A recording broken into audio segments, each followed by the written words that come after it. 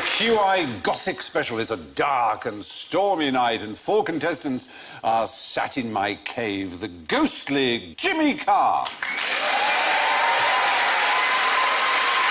The gruesome Jack Dee. The ghoulish Sue Perkins. And the gibbering Alan Davies.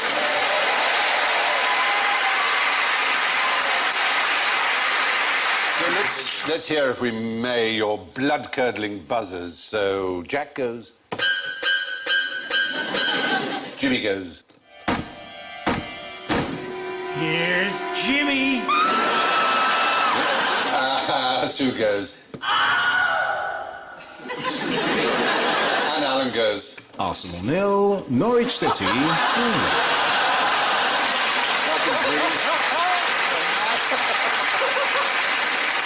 Well, now, here's something Gothic that starts with a G. What would you call it?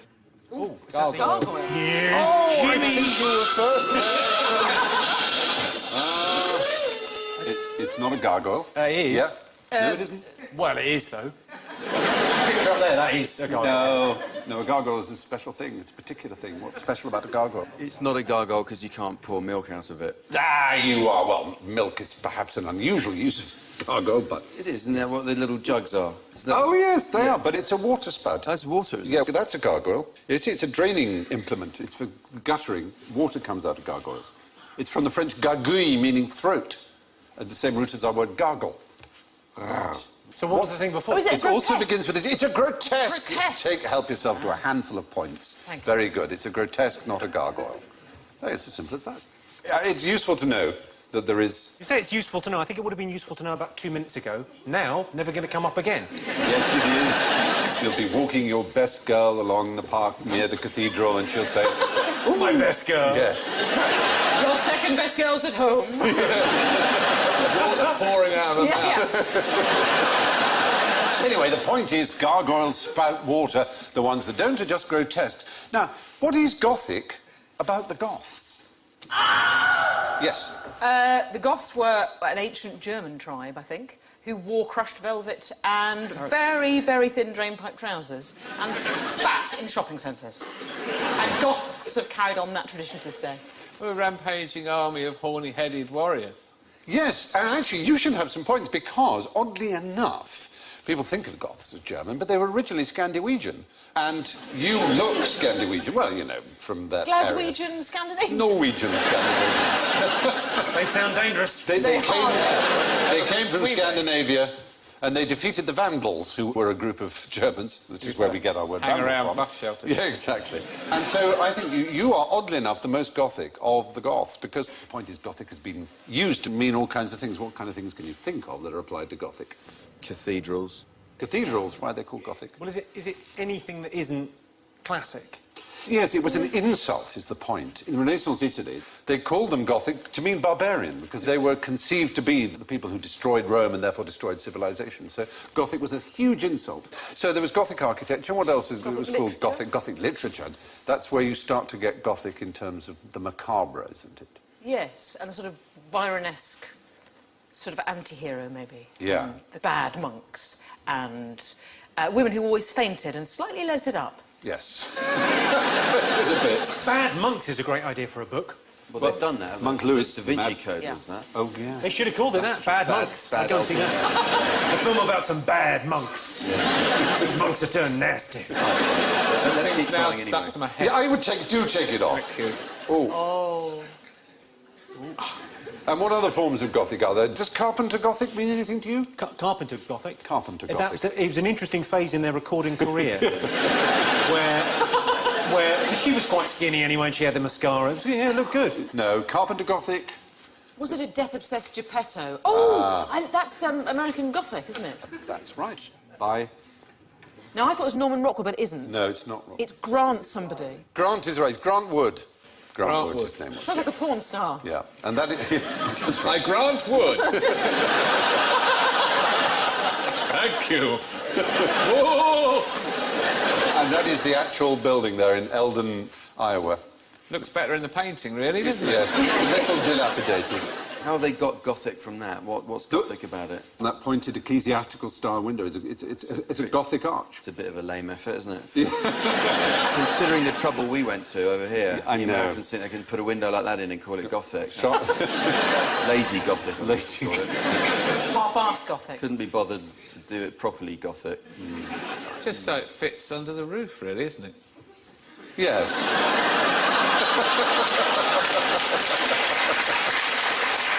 Oh, what are we going to do with the window? Oh, I don't know, we better bend it in and tell them it's Gothic.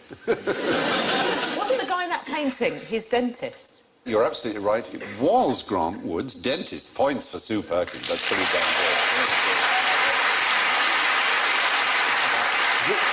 good. And the woman... Is it Gail from Corrie? Pretty sure that's her. Gail Corrie. Helen Worth. Helen Worth. Very nice woman. She looks exactly like the character she plays. Very talented. There's an incredible similarity. That's very good. Anyway, so there are lots of things we call Gothic. And, of course, there are the young people who go about in black eyeliner and stuff.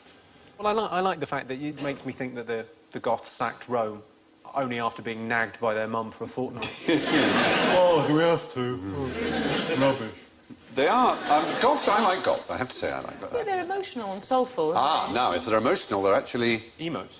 emos, aren't they? Yeah, I don't love get those two mixed up. emos. I love an emo. I was a goth for a while. Were you? I was asked to leave because I was just too miserable. You're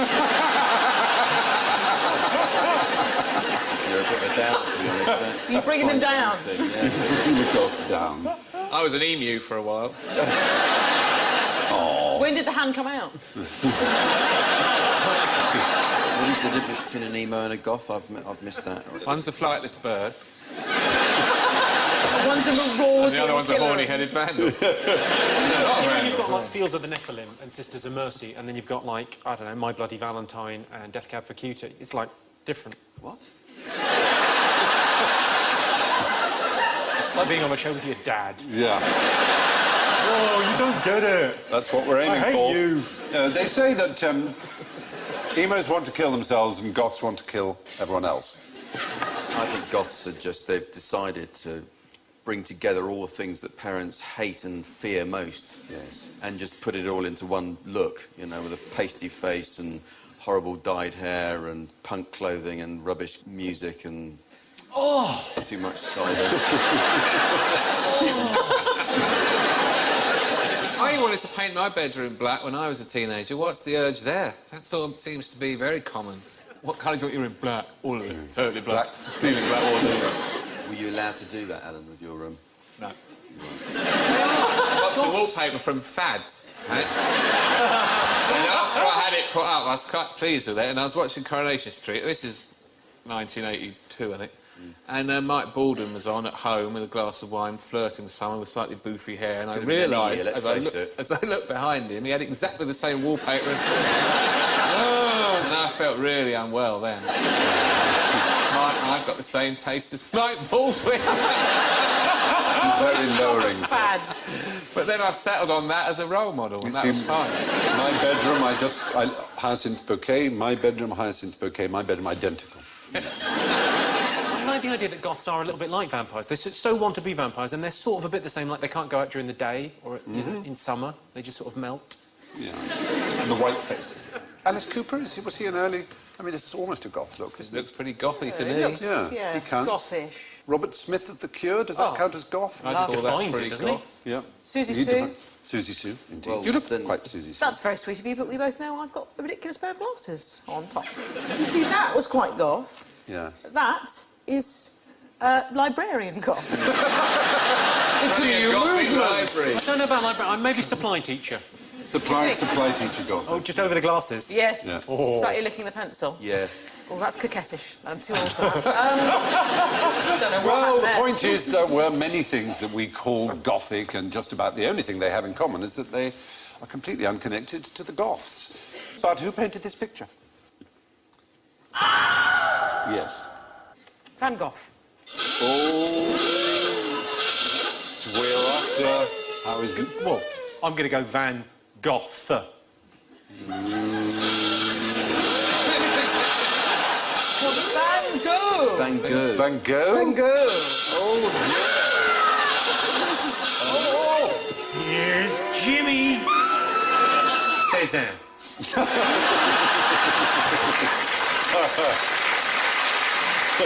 At least you don't lose points for that for some extraordinary reason. Van Gogh.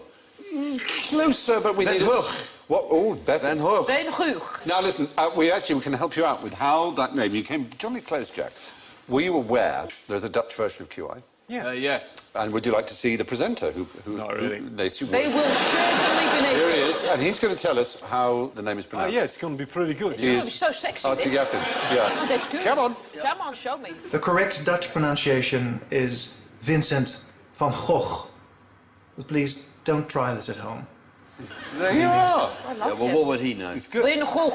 He wears more makeup than you, Stephen. I think you ought to be quite polite because he's actually in the audience. Artie Yappin, there he is. Hey. Hello. Thank you.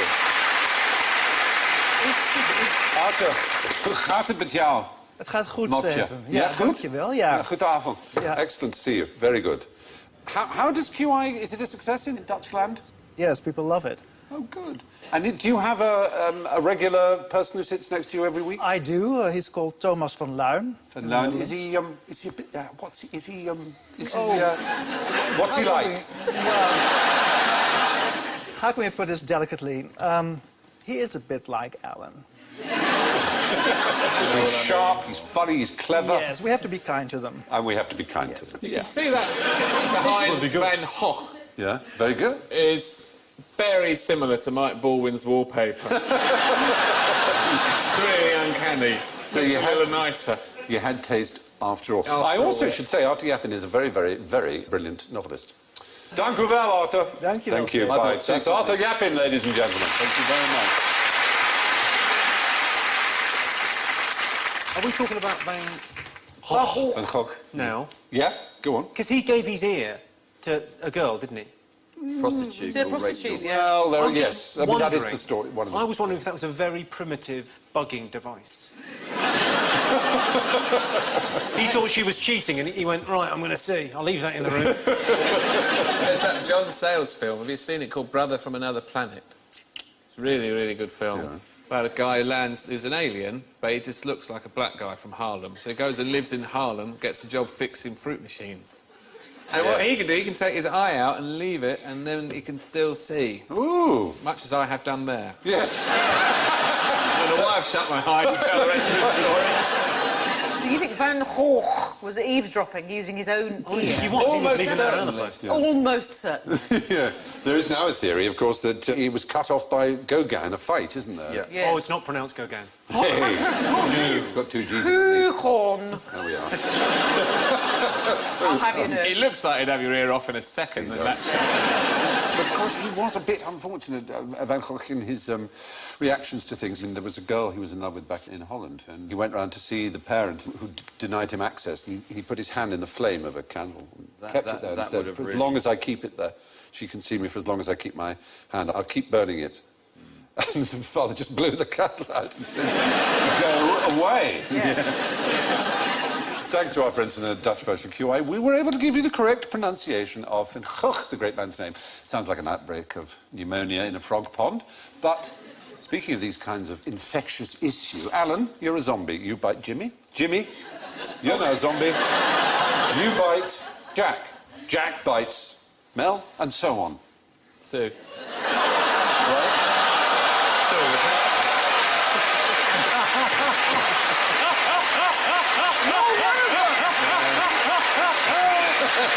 Come on, you. 10 points. Programme. 10 points now, Stephen, if you know our name.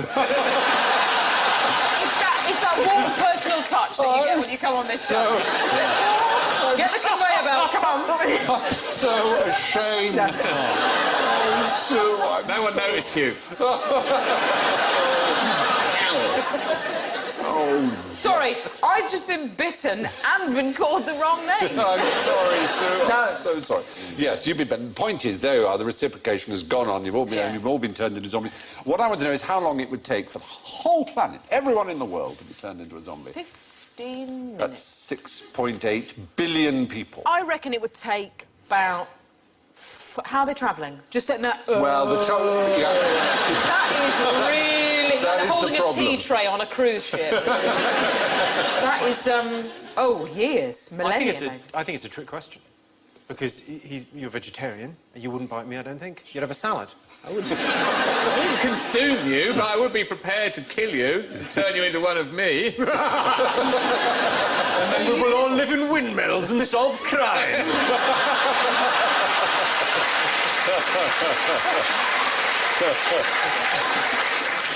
Well, I look like the character. you do, actually. Not actually. It is, Whereas Mel looks nothing like herself. You don't, Mel, I have to say. No, I You look like the other one, if anything. I know, the other I can't remember her name. Yeah, go on. Zombies. Yeah. Oh, no, 1, 2, no, 4, I don't know 8, how long it would 16, take. 32. But they're all 64. biting one. Oh, so it multiplies out. It's an exponential growth, that's the yes. point. Although it's 6.8 billion. Isn't 3 there that days. great thing that they did, the Chinese emperor did 3 something hours. with a chessboard? Yeah. He did a thing with a chessboard where some guy said to him, you pay me 1 grain of rice for the first day, and 2 for the second day, and then 4, and then 8. And the guy said, oh, no problem at all, that doesn't sound like very much at all. And then by the end of the chessboard, it's all the rice in the world. It's more than all the rice in the world. It's way more than all the rice in the world. It's a staggering amount. It's 64 squares. It's 8 by 8. I'll tell you how many it is. I'm going to have to read it because it's not the kind of number you can easily memorise. It's 18 quintillion, 446 quadrillion, 744 trillion, 73 billion, 709 million, 551,615 grains, which is what the whole world could possibly produce in 80 years if all arable land was converted. So if that's 64, I reckon 30 days. But it's Zombies. not bad. 38 days is it? 38 days. days for a full infection rate. Do you know what this kind of progression is called when things like that? It's called a geometrical progression, as opposed to an arithmetic progression. But if it was really happening in real life, you wouldn't care what it was called. You'd just Bloody run, wouldn't you? The zombie thing, Yeah, tell me. I think zombie is a Haitian word. You're wrong.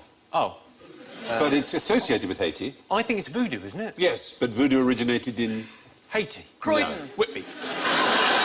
What is Haiti? It's a Caribbean island peopled by Oh, so African people, West African. So don't zombies actually exist in Haiti? I read some, probably nonsense, but that they get their venom from a puffer fish and they give it to people and it makes them kind of appear like, oh, I think he's dead, because they kind of go into a bit of a coma and then they wake up and they're very susceptible and they're like real zombies, and that's where the zombie thing comes from. You're very right. There was an ethnobotanist called Wade Davis in the 80s who discovered what he thought. It's his theory. It's not universally accepted that the pufferfish poison was being used to create a sort of zombie trance, a death-like trance, yeah. But it comes from Nzamba, the West African word. Well, the point is, going back to the idea of Alan zombieing, due to the power of exponential growth, it would take just over a month for everyone in the world to be like Alan. I think that's worth doing. I'd love to see that day. I really would. Now, where's this fish? We were talking about pufferfish. Where's this fish going? A massive cat. It's got decoy written all over it. Yes. A bird. We're in Ghana. Accra, in fact.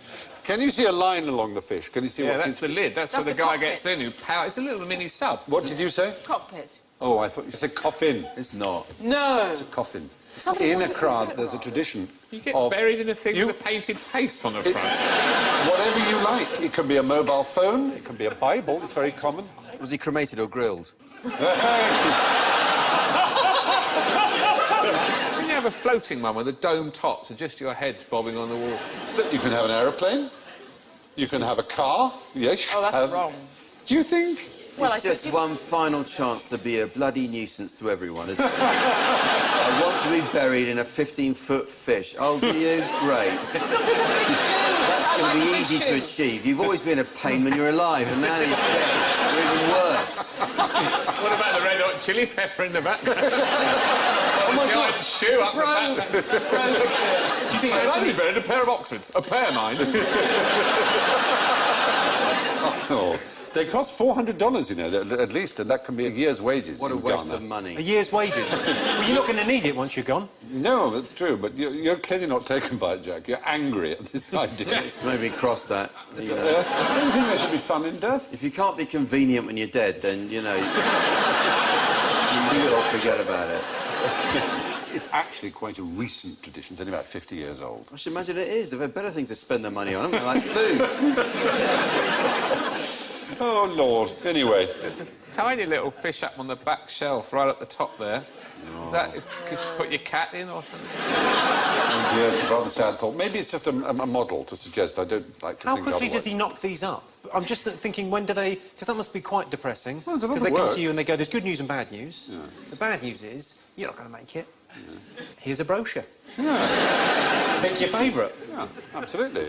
I was once in a graveyard with my little brother, just walking through it, and he You can't begin a story, I was once in a grave.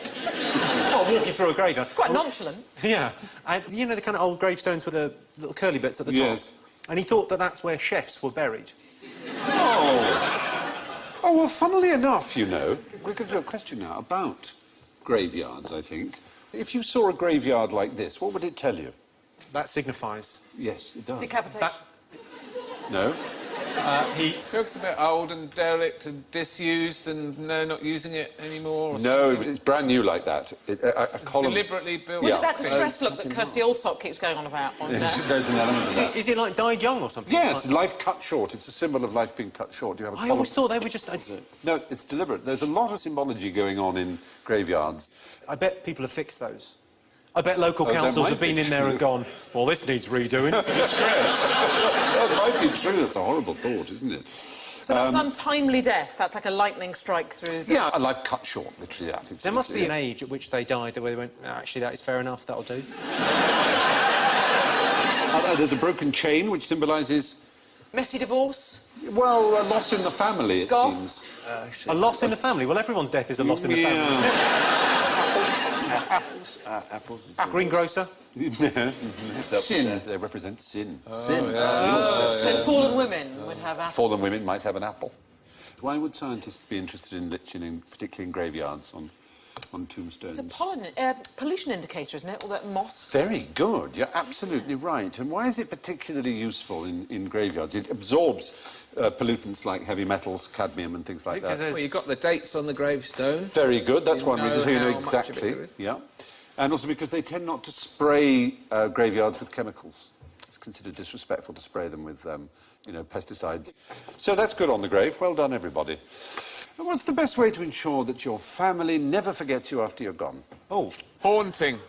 Haunting is a good way, yeah. Insists on being buried in an exact replica of your house Yes. that they have to pay for and therefore sell the house they live in to You're still angry, huh? finance it. Yeah. Being stuffed. Well, yes, being stuffed. Now, Preserved in some way. there's a very extreme example Leaning of that. on the mantelpiece. With a pipe. Just slightly in front of the television so they can't see. one arm. Jesus. There was an artist called Hananucha Masakichi. Oh, yeah. Have you heard of him?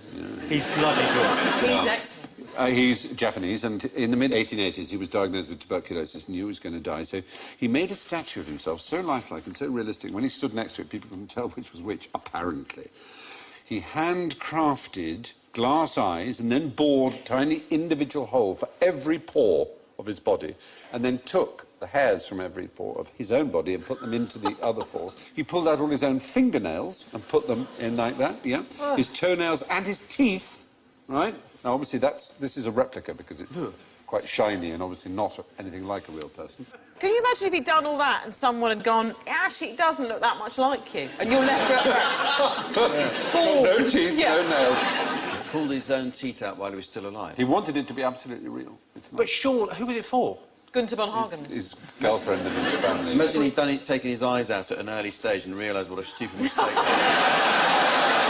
Oh, damn. But it found its way, the original, to Robert Ripley's auditorium in Los Angeles. But Not unfortunately, what he had in mind. it was injured in an earthquake in '96, and it's currently awaiting restoration. There is a replica in London's auditorium. I didn't know we had an auditorium, but apparently we Yeah, do. we do on Piccadilly Circus. Yeah. Where did they get this one from, then? No, this is the one from the auditorium. There are other things you can do, though. You can be turned into compost. Well, what happens is you're dipped in liquid nitrogen and then vibrated, and liquid nitrogen makes you so brittle because you just turn into Vibrating. sort of And if dust. Yeah, it smashes That's a into sales dust. pitch, isn't it? And if that doesn't kill you... Then use a magnet to get rid of mercury and other metals, which can then go into the making of something if you wanted to, or into an ordinary recycling thing, so they just make a car or whatever it is, or bits of a car, obviously. And then you've got about 25 to 30 kilograms left over, which gets put into a coffin made of maize or potato starch, and you're then buried and you rot into the earth and you're biodegraded in about 6 months, 12 months, something like that. It's a weird how the world has changed, isn't it? Because it used to be people wanted to leave a mark on the world. That was the whole purpose of a kind of great laugh. I'm going to leave a mark, people will know I was here. And now, exactly the opposite. I'd like no one to have known. Yeah. I won't leave a mess. Yeah, absolutely. You won't know I've been here. Yeah. Keep it and grow back. Well, there's a That's your Uncle Jimmy there. That tomato sticking out of him. What about... I've done Pak Choi this year on him. I'd be very happy. What about letting your family see you disintegrate, see you in your coffin? Have a camera. Have a camera in your A coffin? webcam, yeah. There is a Seattle-based company called SeeMeRot.com. I'm not making it up. I'm not making it up. And they have a light and they have a webcam, and you can watch your loved one basically rot. There you go. Can I... When you say... The only problem I've got with that is loved one. Their slogan, being dead and buried, doesn't mean you can't have friends over. But it's buried underneath. Imagine if you were watching the webcam, just watching and watching and watching, and then suddenly it went... You would be so freaked out by that, wouldn't you? You know, they used to bury people, and sometimes they'd be they'd scratching on the coffin lid and all that, because they were in a coma and then they woke up. Yeah. Nowadays, they should just give you a mobile. Yes, I think that does happen. People do. There are a lot of people who are really afraid of being buried alive. I'm quite afraid of it. Now you mention it. Honestly, what I mean is they have a real... Don't bother me. They're obsessed by it. Whatever, bring it on. I prefer it not to happen, but I have to say I don't think about it. You have a mobile. There are people who really think about it and plan against it. That's I get frustrated enough if I can't get signal if I'm in a hotel. Oh. I mean, that You'd be annoyed if your battery run out. 6 feet under, you've got no chance. Because also, you make that call, but only after checking your emails. Oh, I better get out of this coffin. I'll just check if I've got... Oh, the battery's gone. Now, perhaps the most macabre posthumous gift, as I say, was that Japanese chap there, Hananucha Masakichi, which he constructed entirely out of his own body parts. But tell me about the vampire squid from hell. What do you know about that? What's scary about it? Is that it going through your digestive system and the havoc it wreaks? It does look a bit like one of I have those... had a meal like that in Spain. When you say it's from hell, it's actually quite nice, and it didn't fit in hell, so it came back. Its name is Vampiroteuthis infernalis. It has the biggest eyes of any animal relative to its head. If the equivalent in a human, it would be the eyes of a foot wide. It would be Natalie Imbruglia. And yeah, she like. And there one is. They're rather ugly, I have to say. They're not the I think prettiest she's all things. right. You like that, do you? Oh, there it My is. God, that's hideous. It sort of looks like an organ of some kind, Doing doesn't it? It's an rather... of a baked potato at the moment. Yeah. And they live in the dark, so they don't... They live really deep. They're the big eyes you can see. Oh, yes. There's a tendril that comes out, which That's off-putting. They are so deep. They're so deep that their defence is not ink, which would be no good because the water's so dark down there. It's jets of bioluminescent, little, countless bright blue orbs that dazzle anyone who tries to attack them, and in the dazzle they escape. Their defence is to dazzle. Yeah. Showtime! Not... Ta-da! It's the John Barrowman of deep sea.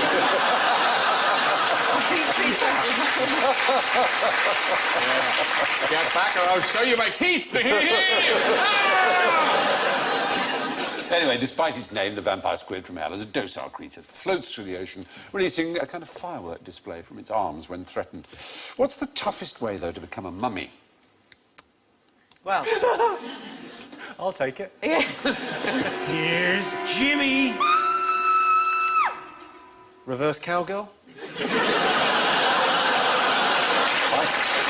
Now, they understand that. You're going to have to explain it to them. What is the Shall I reverse do it? I'm going to need a Drawing. volunteer from the audience. If you were having sex with me... Yeah. Or Mel. Or Mel. Yeah. So you're having sex with Mel, and you're lying down Yes. on your back, Yeah. and Mel is... I can't use her name in that stuff.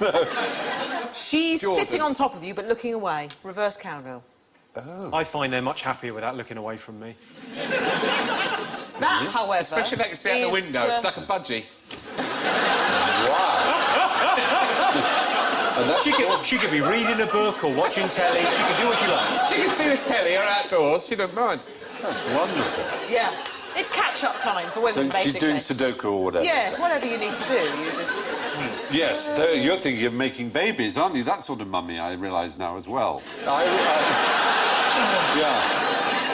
Can you turn yourself into a mummy? That's the point. Probably. Yeah, you could, couldn't you? Probably I mean, can wrap you- yourself up in... Mummify Well, haven't you yourself. got to take your liver out through your nose? That's what they used to do, isn't it? They used to take the Brains, organs out through yeah. the mouth and nose. Well, the brain they would take out through the nose. They'd agitate it with hooks so that it turned into a liquid mush and then... Oh! Yeah, I know. Worse than being buried alive? Or... and then after that, they would kill them. Yeah, wow. But the Soku Shinbutsu were members of an obscure Buddhist sect who, in Japan, used to practice the rather macabre idea of self-mummification. This is what they'd do. It's quite complicated. It's really interesting. See if you'd do this. For 1,000 days, right, a priest would eat nuts and seeds while taking part in vigorous physical activity so that he had no body fat. He'd then only eat bark and roots for another 1,000 days, and then drink a poisonous tea made from the sap of the urushi tree that caused him to vomit and lose bodily fluids. Then he would lock himself into a tiny stone tomb with an air tube and a bell, and he'd sit in the lotus position, and every day he'd ring his bell to show that he was alive. And when the bell stopped, the tube was removed and the tomb was sealed, and then other monks in the temple waited for another 1,000 days and then opened the tomb, and if the monk had succeeded in preserving his body in his death, he would be considered to have achieved the state of a truly enlightened Buddha. Who If made he up hadn't, that game? Buddhists. You know, have you... It's just a terrible photo of him. If I was going to get all that trouble, I'd have a decent photo taken of me. I like this because, I mean, a lot of people get away with thinking that Buddha is like the sane religion. Buddha's, you know, Buddhists are normal and decent, but even Buddhism has weirdery beyond belief, really, I'm afraid. Yeah. They don't do it like that anymore, obviously, do they? No, it's now an illegal form of suicide. They have a webcam now, don't they? I think as a form of suicide, though, I think that should be promoted because, you know, if you jump off something high and land, it's all over very quickly. You've not been able to think it through. With that, you can sort of change your mind. You go, do you know what? I fancy a drink. For about 900 days, you go, oh, pizza wouldn't go amiss. If you open it after 1,000 days and he hasn't turned into a mummy, would you say, that's it, I told you he had a Twix? Anyway, yes, members of an obscure Buddhist sect in Japan went through an extremely rigorous process of self-mummification until the practice was stopped in the 19th century. In the 1960s, two-thirds of the Americans who accidentally lost a limb, of all Americans, two-thirds of them came from one town in Florida. Why? Well, because that enormous thing dropped on their legs. It's the enormous donut from outer space took their legs. It's because it cost an arm and a leg to live there. Well, hey, now, Josh, it does now. Oh, there's more. No. I'm here all week. No, it's actually, it was all men, funnily enough, I think. I don't think that any of them were women. Like men. Is it the town where they put the diabetic clinic next to the donut shop?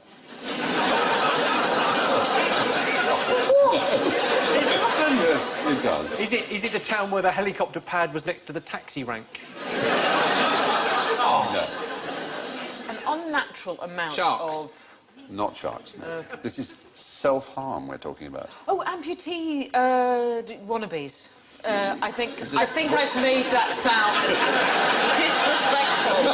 Amputee wannabes. Is it like it's new on ITV2, you are going to love it, I'm presenting. Yeah. Welcome to Amputee Wannabe. So, No, it's not that form of dysmorphia. It's self-harm for another reason. To avoid the draft, is it? No, but it is for gain. Insurance. Insurance is the right answer. Insurance it is. It's from when you said avoid the draft, I thought what a cardigan would have been an easy. My legs are freezing. Hang them off. Really? So you put your jumper on and then wrap your arms around your neck. But they did do a lot. They Silly. sawed them off. It was just became a fever of it. More than 50 occurrences with a town of a population of 500. Most of the loons were shot off at close range with hunting rifles. Triggers pulled unexpectedly as victims climbed fences, guns misfiring. These were the claims they made. All the mishaps involved men, yeah. Somehow they would always shoot off the parts they seemed to need least, said the insurance claims investigators. Your left hand. Yeah, the left hand at work, a man whose foot while protecting chickens, lost a hand while trying to shoot a hawk, a man who lost 2 limbs in an accident involving a rifle and a tractor. But now the time has come to see what skeletons are lurking in our closet of general ignorance, so skeletal finger bones on buzzers, if you please. What does this tell you? Yeah. That's your heartbeat, isn't it? Ah, but this... Well, that tells you you're dead. Oh, Jackie, baby. Jackie, baby. You've fallen into another trap. No, it's flatlining, it's called, as you probably know. And in films, it tends to mean you're dead. But in real life, if you died, you wouldn't get that. So why do they panic when that comes up? Well, because it tells you that in real life, that would only happen if you tripped on a cable and pulled it out. But hey, well, he could be right then, because someone could have died. They tripped on a cable. Yeah, but it doesn't tell you that they're dead. It tells you the cable's missing. Then you would find out. Similarly, the defibrillators you use like that, what do you use those for? To start the heart up again when it stops, or... Oh, I use them for making paninis. Very good. They're paddles, don't they, to get the heart working again? It's for an arrhythmia to get it in. It's not to start a heart that stopped. Although, again, in movies, that's what it's used for. It's no wonder I failed my finals, really. It is probably as well for the world, though. Anyway, if an ECG monitor goes completely flat, it probably means that somebody's tripped over the cable. After the Vietnam War, who was buried in the tomb of the unknown warrior or soldier?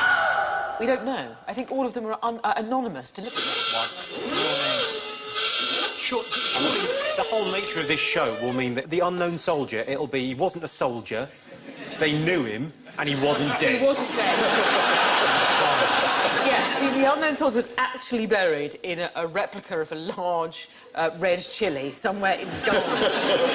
Yeah, was he an unknown soldier when he was still alive as well? When he was just... He kept turning up and everyone says, howdy, how you doing? He seems keen to join in. I don't know who he is. No, that unknown soldier, he died. Oh, let's bury him.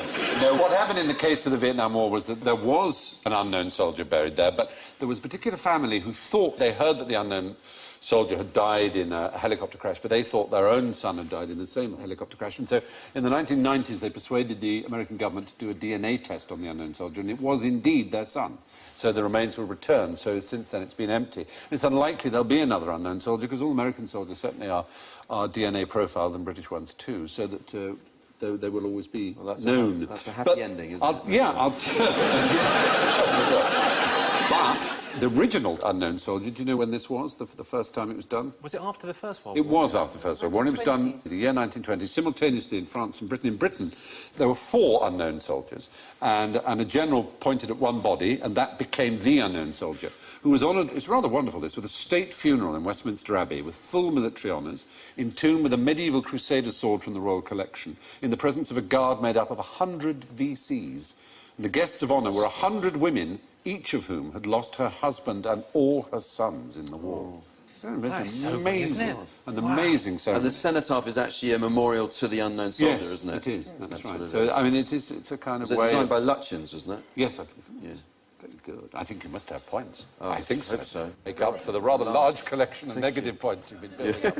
That's a very funny round, I think. Well, no. It was. It'd be interesting to see if we can pick it up Yeah. from there. Yeah. But it was quite interesting, if not quite funny, and I think worth it. I mean, just amazing, I thought, that story of that service. Anyway, moving on. Where does the saying, saved by the bell, come from? No? Yay. Oh, no, I know what's going to happen now. It's going to be... I'm going to get the klaxon for this. Is it boxing? Is it a boxing reference? Yes. No. Yay! Well done. We thought, it is actually... Because is this where the bell's going to go off? Don't do it. Don't Don't do it. He's going to lead you. Because it's going back to being buried alive. How can you get it wrong after he's got it right? That's extraordinary. Only Alan. You were literally saved by the bell. He buzzed in and got it right. You couldn't say the stupid thing, and you went there anyway. You're amazing. amazing. I find it quite interesting, though. It is I interesting. thought that was a true one. No, a lot of people do think that. You had It a is bell not true. tied on Yeah. a string to your toe or something, and if you're buried alive, you'd start kicking and going ding, ding, ding. There have been people who have been so afraid, as we were saying, of premature There was burial. a film, wasn't there, of someone, an old film of a man who was so afraid of being buried alive that he equipped his tomb with all these different emergency things. But of course, when he came round, it had all rotted and all the string for the bell had corroded. And There's an Edgar Allan Poe story called The Premature Burial. Never going to be that premature, though, is it? Maybe 5 days max. That's true enough. It's premature enough for most of them. What can you tell me about Mozart's burial, though? Oh. Here's Did they play Jimmy. Angels by Robbie Williams? No. Was it Bohemian Do you Rhapsody? know, Was it do you know they do have a top 10 of the playoff tunes that people choose for going into the... And do you know what one of the most popular is? Countdown. No! As we go in, I promise you.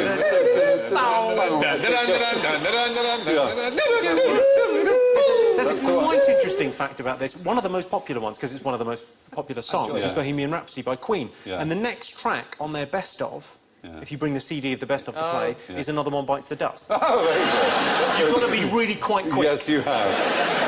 It's a better choice, anyway. It is much better. Well, this is a terrible way to hear that he's dead. But contrary to common and popular belief, it was not a pauper's funeral he had at all. Only the aristocracy had tombs and vaults in those days. In fact, his funeral cost quite a lot of money. It cost 8 guilders and 56 kreutzers. Oh, I heard orchestra they had to hire. that was all paid for by Guten Tag, which was their version of Hello magazine. They covered it very tastefully. It was really nicely done. But in Mozart's own lifetime, he had a pet starling, Starling? whom he buried, a starling, in 1784. And its whistling inspired the principal theme of the last movement of Mozart's Piano Concerto K453, which you can hear. Well, that's the starling, obviously. Oh, it sounds Piano like a night. Concerto. What was that? No, Mozart wasn't buried in a pauper's grave. He had the same kind of funeral as everybody else in Vienna at the time. And finally, it's time for the scores. And, oh my goodness me. Well, I'm sorry to say that in last place with minus 28, it's Jimmy Carr.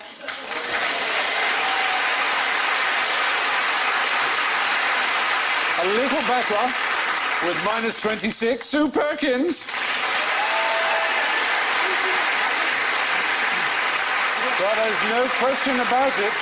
Tonight's winner, tied on minus 17, it's Alan and Jack.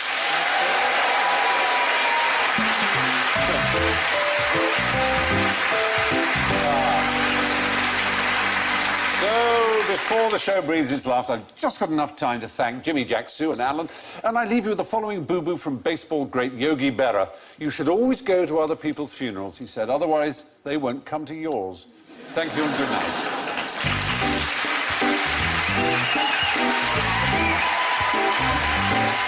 And the comedy continues tonight over on BBC 4. Here on BBC 2, The Bubble's on the way later at 10:45. More on that in just a sec to find out who's heading into it. While next, Hero is using his superpowers in the past to help save the love of his life. Heroes is coming up.